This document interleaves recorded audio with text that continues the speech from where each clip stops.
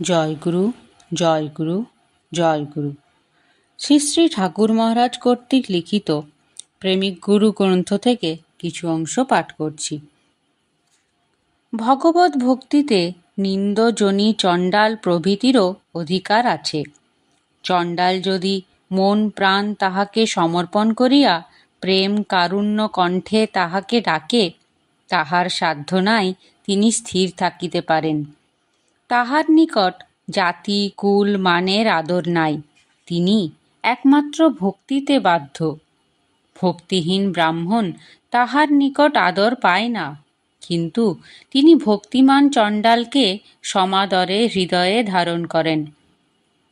ভক্তিশূন্য মানবে সুধা দান করিলেও ভগবান গ্রহণ করেন না, কিন্তু ভক্তে বিষ দিলেও অমৃত বোধে ভক্ষণ করিয়া থাকেন। নিষাদরাজ গুহকের ভক্তিতে দ্রব হইয়া রামচন্দ্র মিতা বলিয়া তাহাকে আলিঙ্গন দান করিয়াছিলেন। শবরী চণ্ডালিনী হইয়াও ভগবৎ কৃপা লাভ করিয়াছিল। ধর্মবেদ ও চর্মকার জাতীয় রুহিদাসের ভগবৎ ভক্তির কথা কোন হিন্দু অবগত নহে?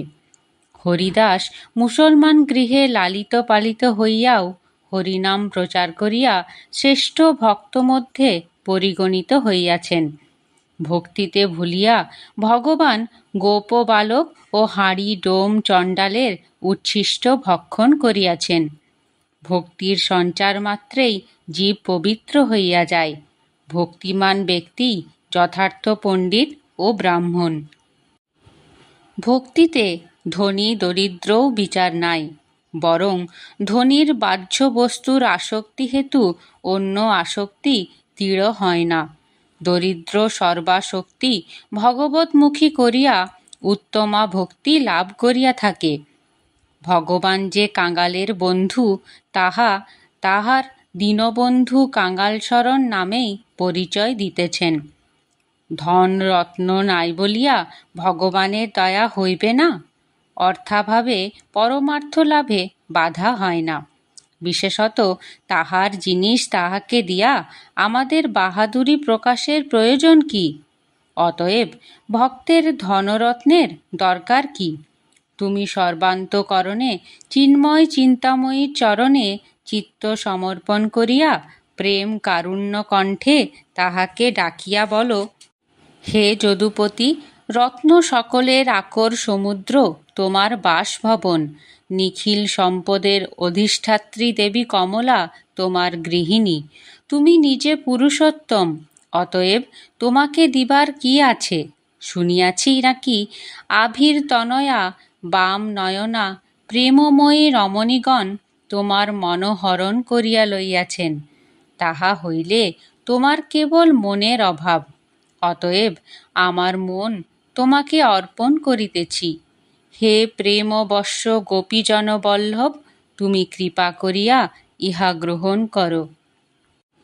ধনীও ঐরূপ দীন ভাবাপন্ন না হইলে, ভিখারি বেশ না ধরিলে ভগবানের কৃপা পাইতে পারে না। ভগবান শ্রীকৃষ্ণ দুর্যোধনের রাজভোগ তুচ্ছ করিয়া বিদুরের ক্ষুদ্র অমৃতময় অতি আদরের দ্রব্যের ন্যায় ভক্ষণ করিয়াছিলেন। ব্যবহারিক বিদ্যাবুদ্ধি ভিন্নও ভগবৎ ভক্তি লাভ হয়। সদ্বিদ্যা যে ভক্তিপথের সহায় তাহা অস্বীকার করিবার উপায় নাই। তবে মূর্খ যে ভক্তির অধিকারী হইতে পারে না এরূপ নহে, বরং অনেক পণ্ডিত শাস্ত্র আলোচনা দ্বারা হৃদয় এরূপ কঠোর নিরস করিয়া ফেলেন যে তাহাতে আর ভক্তি উদ্রেকের উপায় থাকে না। পিতা মাতা স্বামী পুত্রকে ডাকিতে কি কাহারও বিদ্যা বুদ্ধির প্রয়োজন হয়? ভক্তির আবির্ভাবে ভক্তের হৃদয়ে আপনা হইতে জ্ঞানের ভাণ্ডার খুলিয়া যায়। ভক্তি বয়সেরও অপেক্ষা রাখে না। একমাত্র পরিণত বয়স্ক বৃদ্ধ ব্যতীত অন্যে ভক্তির অনধিকারী এরূপ ধারণা নিতান্ত ভ্রমমূলক। বরং বাল্যকালেই ভক্তি লাভের জন্য যত্ন করা কর্তব্য। বালকের কোমল হৃদয়ে ভক্তিবীজ উপ্ত হইলে অচিরেই বৃক্ষ উৎপত্তির সম্ভাবনা। শয়তানের উচ্ছিষ্ট দেহ মন লইয়া বৃদ্ধ বয়সে ভগবৎ সেবা করিতে যাওয়া বিড়ম্বনা মাত্র। ভক্ত চূড়ামণি প্রহ্লাদ বলিয়াছেন, বাল্যকালেই ভাগবত ধর্ম আচরণ করিবে। জীবন কয় দিনের, মনুষ্য জন্মই দুর্লভ, তন্মধ্যে সফল কাম জীবন নিতান্তই অধ্রুব। সারা জীবন অধর্ম আচরণ করিয়া বৃদ্ধ বয়সে মৃত্যু ভয়ে অস্থির হইলেও আর ভক্তি সাধনের সময় পাইবে না। বিশেষত ভক্তিহীন হইয়া বিদ্যা বা ধন উপার্জন করিলে তাহা কেবল ধূর্ততা ও শঠতার পরিপোষক হইয়া দাঁড়ায়। অতএব ভক্তি উপার্জন করিতে জাতি, কুল, বয়স, ধন, বিদ্যা প্রভৃতি কিছুরই অপেক্ষা নাই। ব্যাধের আচরণ, ধ্রুবের বয়স, গজেন্দ্রের বিদ্যা, সুদাম বিপ্রের ধন, বিদুরের বংশ, উগ্রসেনের পৌরুষ, কুব্জার রূপ সাধারণের চিত্রাকর্ষক হওয়া দূরে থাকুক, বরং উপেক্ষার বিষয়। তথাপি ইহারা ভগবৎ কৃপা লাভ করিয়া ভক্ত মধ্যে পরিগণিত হইয়াছেন। ভক্তিপ্রিয় ভগবান কেবল ভক্তি দ্বারাই সন্তুষ্ট হন, কোনো গুণের অপেক্ষা রাখেন না।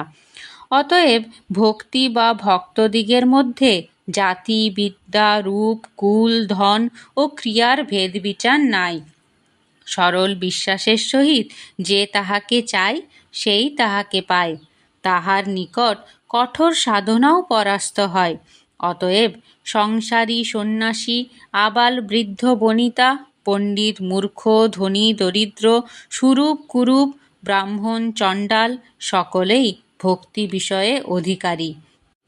ভক্তি লাভের উপায়: যখন কর্মযোগের দ্বারা গুণক্ষয় হইয়া চিত্তশুদ্ধি হইবে, জ্ঞানযোগের দ্বারা জানিতে পারিবে ভগবান সবের সকল, সকলের সব, তখন আর ভক্তি হৃদয়কে অধিকার না করিয়া থাকিবে কি প্রকারে?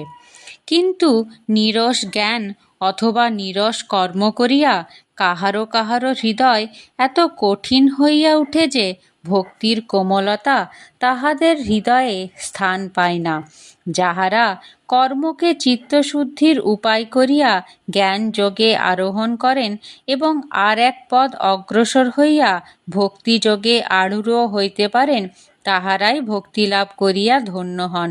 বিশুদ্ধা ভক্তি ভক্ত কিংবা ভগবানের কৃপা ব্যতীত অন্য উপায় দ্বারা লাভ করা যায় না।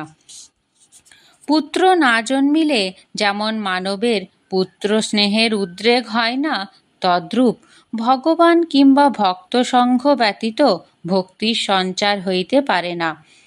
মহৎ কৃপা দ্বারা কিংবা ভগবানের কৃপা লেশ হইতে ভক্তির সঞ্চার হইয়া থাকে। ভক্তদিগের কৃপাও ভগবানের কৃপালেশের অন্তর্গত।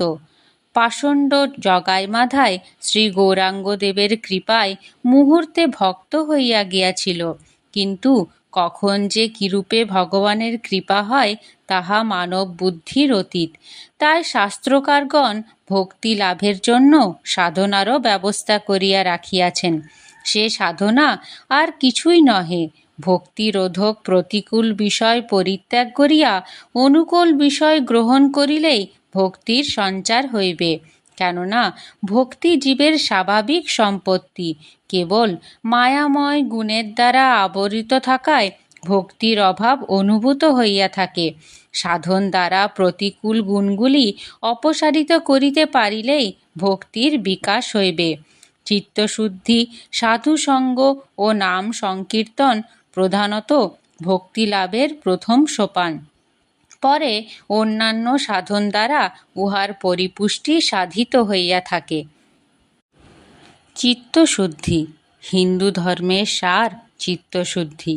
যাহারা হিন্দু ধর্মের যথার্থ মর্মগ্রহণে ইচ্ছুক, তাহাদিগকে এই কথার প্রতি বিশেষ মনোযোগ করিতে হইবে।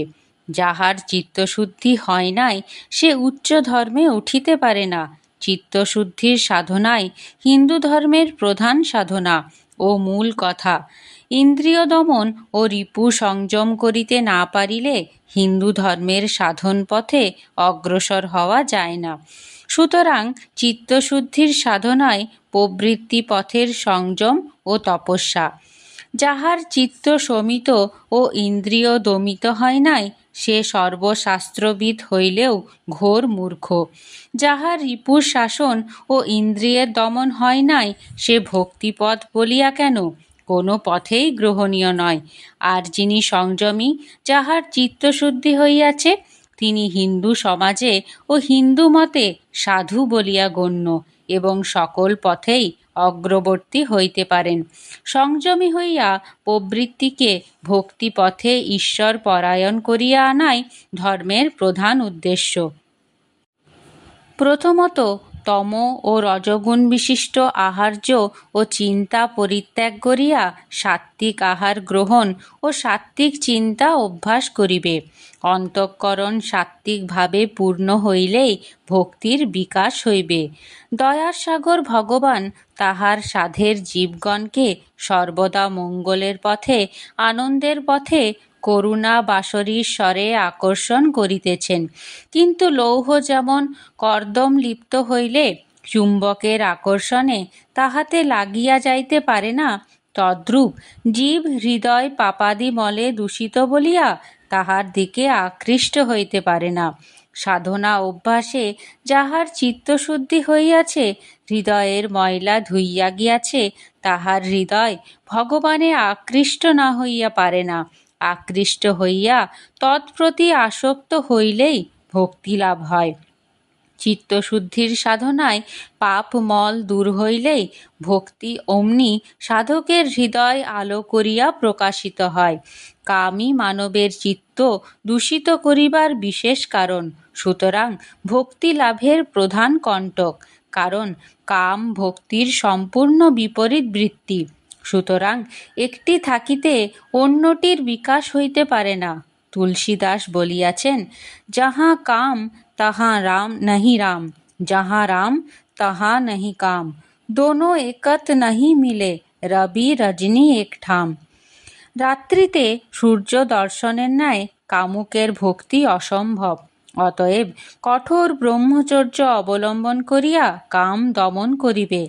একমাত্র ব্রহ্মচর্য পালন করিলে সম্যক প্রকার চিত্তশুদ্ধি হইবে। চিত্তশুদ্ধি হইলে পাপ দমন হইবে এবং ভক্তি লাভের প্রধান কণ্টক কুসঙ্গ, কুচিন্তা, কাম, ক্রোধ, লোভ, মোহ, মদ, মাৎসর্য, হিংসা, নিন্দা, উচ্ছৃঙ্খলতা, সাংসারিক দুশ্চিন্তা, পাটোয়ারি বুদ্ধি, মিথ্যা ভাষণ, পরশাপহরণ, বহুলাপের প্রবৃত্তি, কূর্তকেচ্ছা, ধর্ম আড়ম্বর প্রভৃতি চিত্ত হইতে দূরীভূত হইয়া যাইবে। তখন সাধক হৃদয়ে স্নিগ্ধ শান্ত আলোক বিকীর্ণ করিয়া ভক্তি বিকশিত হইয়া উঠিবে। জয় গুরু, জয় গুরু, জয় গুরু।